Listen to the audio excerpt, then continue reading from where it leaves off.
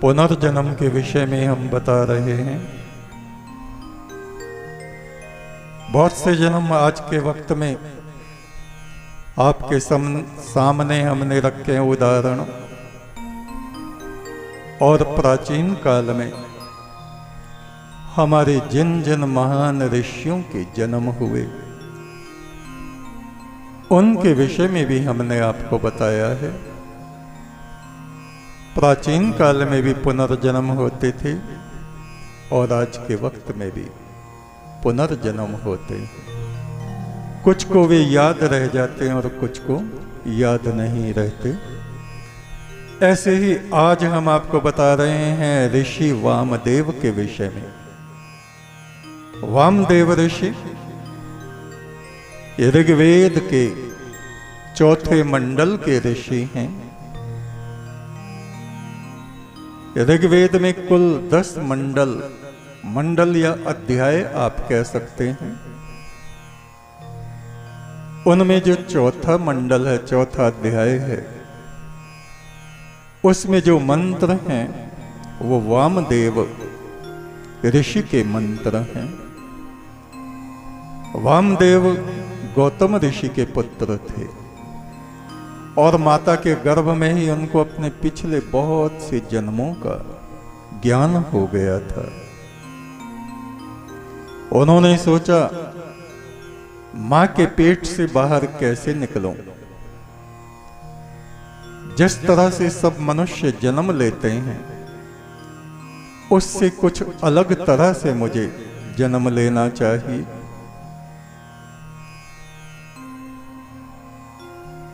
तो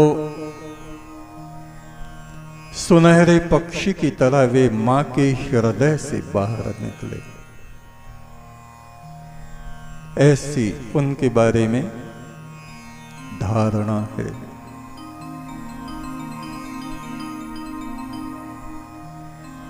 इंद्र उस समय वहां आए उनके जन्म के समय,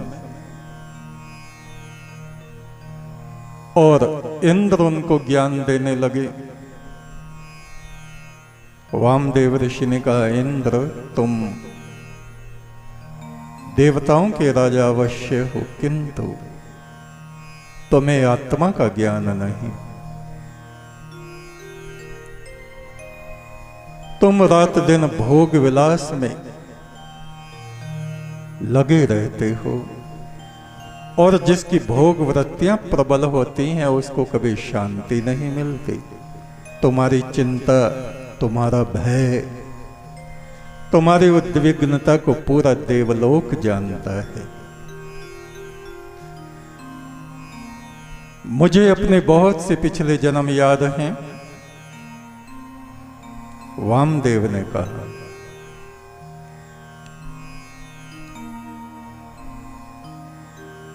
मैं ही प्राचीन काल में सूर्य यानी विवस्वान था।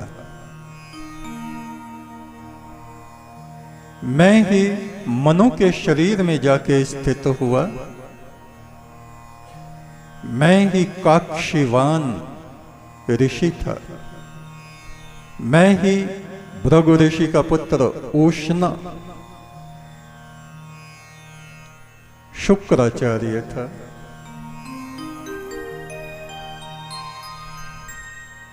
वामदेव ने कहा, 3 प्रकार से मनुष्य का जन्म होता है। एक साधारण तौर से जब मृत्यु हो जाती है तो उसके बाद, और दूसरे जब एक बूंद माता और एक बूंद पिता की आपस में मिलती है तो वो गर्भ में जीव पहुंचता है। फिर जब वो संसार में आता है तो ये इसका अगला जन्म होता है। गुरु के पास जब जाता है ज्ञान रूपी तीसरा जन्म उसका होता है। हे इंद्र, बहुत से जन्मों में मैंने अपने आप को देखा कि मैं शरीरों में आबद्ध हूं, जैसे किसी को लोहे के नगर में बंद कर दिया गया हो। उस समय मुझे अपनी आत्मा का बोध नहीं था, ज्ञान नहीं था।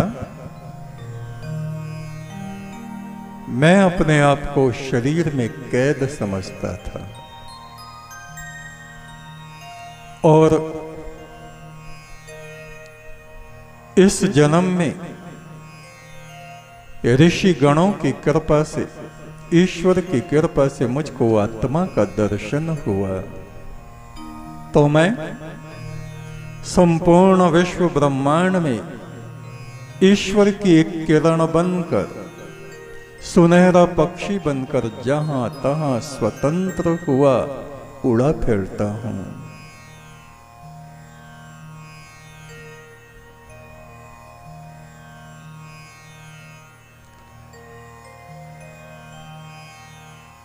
इन वामदेव ने राजस्थान के पुष्कर के निकट एक पर्वत है, नाग पर्वत, वहां एक गुफा है।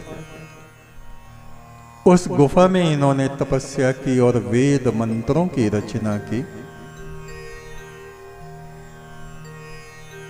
और इनका दूसरा स्थान है केन नदी के किनारे बांदा,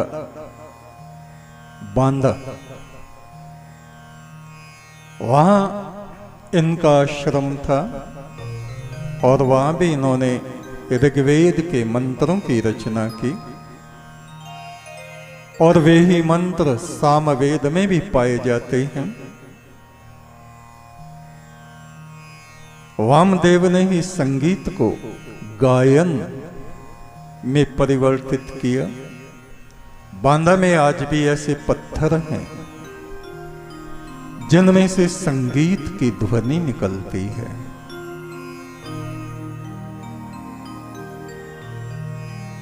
वामदेव ऋषि के अंतिम समय में ऐसा वक्त आया जहां ये रहते थे वहां अकाल पड़ गया। आसपास के वृक्ष सूख गए, फल सूख गए, भोजन मिलना बंद हो गया। तो जितने भी इनके अनुयायी थे, शिष्य थे, सब इनको छोड़ छोड़ के चले गए। संग सखा सब तज गए, कोई न निभयो साथ। अकेले रह गए और अकेले बैठे बस उस परम ब्रह्म को याद करते।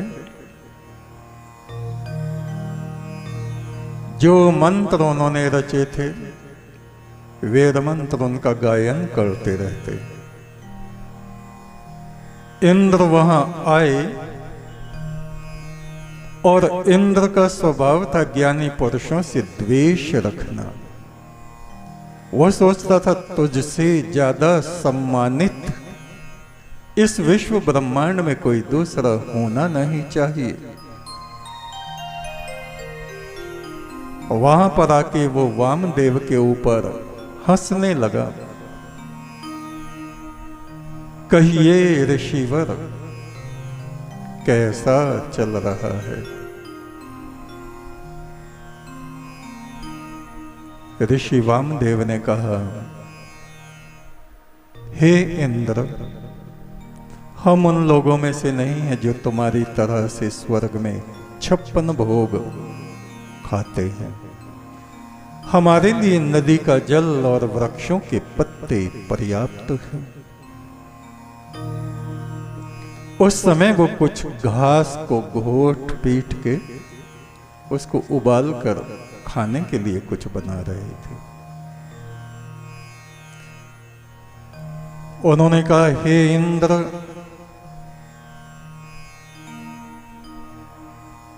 मनुष्यों को, देवताओं को, ऋषियों को त्याग ही उच्चता में ले जाता है। भोग वृत्ति देवताओं को भी कुत्ता बना देती है। चाहे कोई देवता देवगणों का राजा बन जाए और उसकी भोग वृत्तियां समाप्त नहीं होती तो अगले जन्म में उसे कुत्ता बनना पड़ता है। इंद्र को बहुत बुरा लगा। कहा, ऋषि, तुम देवराज का अपमान कर रहे हो। वामदेव ऋषि ने कहा, मैं किसी का अपमान नहीं करता, मैं सब में उस परब्रह्म को देखता रहता हूं, लेकिन मैंने समझा तुमको थोड़े से ज्ञान की आवश्यकता जरूर है। ये तुम्हारा अभिमान, ये अहंकार, ये राजत्व, ये रजोगुण, ये ही तुमको शांत नहीं रहने देता। शिव के सामने पहुंच के भी तुम्हारा अहंकार नाग की तरह फुंकार मारता रहता है। जाइए देवराज, आप अपने स्वर्ग को वापस जाएं। सत्य वचन सुन के देवराज का हृदय भर आया। अपनी गलती का उसे एहसास हुआ, क्षमा याचना की। कहा, ऋषिवर, आप जो ये घास का प्रसाद बना रहे हैं, इसमें से थोड़ा सा मुझको दे दीजिए। मैं बहुत दीनता पूर्वक हाथ फैला के ये प्रसाद मांग रहा हूं। कहा, उचित है, ले लो, बैठ जाओ, खा लो।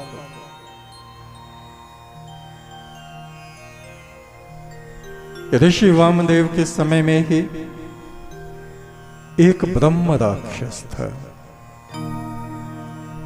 जो अक्सर ऋषि गणों को परेशान करता रहता था, उपद्रव करता रहता था। एक दिन अचानक वो ब्रह्म राक्षस वामदेव से आके टकराया और मूर्छित होके गिर गया। वामदेव ने देखा, ये कौन है? भयंकर आकृति। अपने कमंडल से उन्होंने उस पे जल छिड़का। उठो बंधु, आप कौन हो?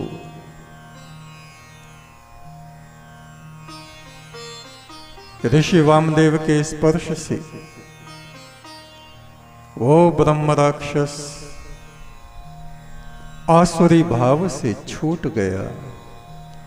कहा, प्रभु, ये मेरा 25वां जन्म है। मैं 25 जन्म पहले दुर्जन नाम का राजा था। दुराचार, दुष्चरित्रता, प्रजा पर अत्याचार और अभिमान के कारण मैंने बहुत लंबे समय तक नरक भोग किया, और उसके बाद मेरे 24 जन्म हुए और ये 25वां जन्म है। आपका स्पर्श पाते ही मेरी आत्मा में शांति व्याप्त हो गई है। हे ऋषि, मुझे परम ब्रह्म के ज्ञान का उपदेश दीजिए। ऋषि ने कहा, तुम अपनी दुष्टता का त्याग कर दो, विनम्र बनो, ऋषियों का आदर करो,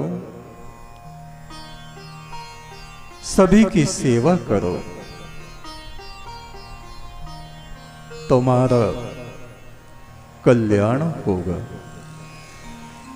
बांदा में जो वामदेव ऋषि का स्थान है, आज भी वो वहां है।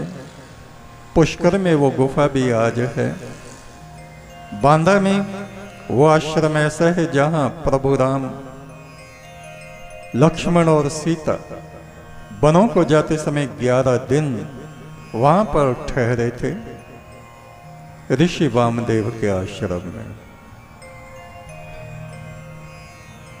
हमें बहुत बार ऐसी अनुभूति होती है कि ऋषि वामदेव का वो त्रेता युग और उससे पहले सतयुग का समय हमने अपनी आंखों से देखा है। स्मृति ठीक ठीक नहीं आती, या तो हम उनके साथ रहे हैं या हमारा और उनका शरीर एक ही था, ऐसा महसूस होता है। ऐसी अनुभूति बहुत बार होती है। और वहां पे एक नदी है, उस नदी के किनारे बहुत से ऋषि थे, देवता थे। वे अहंकार के कारण तांबे के पुतलों में बदल गए थे। उसके किनारे किनारे बहुत से सैकड़ों देव जाति के पुरुष अहंकार के कारण तांबे की मूर्तों में बदल गए थे। उनका उद्धार भी उन वामदेव ऋषि ने ही किया था। ऐसे महान ऋषियों को हमारा बार बार प्रणाम है। एक तू सच्चा, तेरा नाम सच्चा।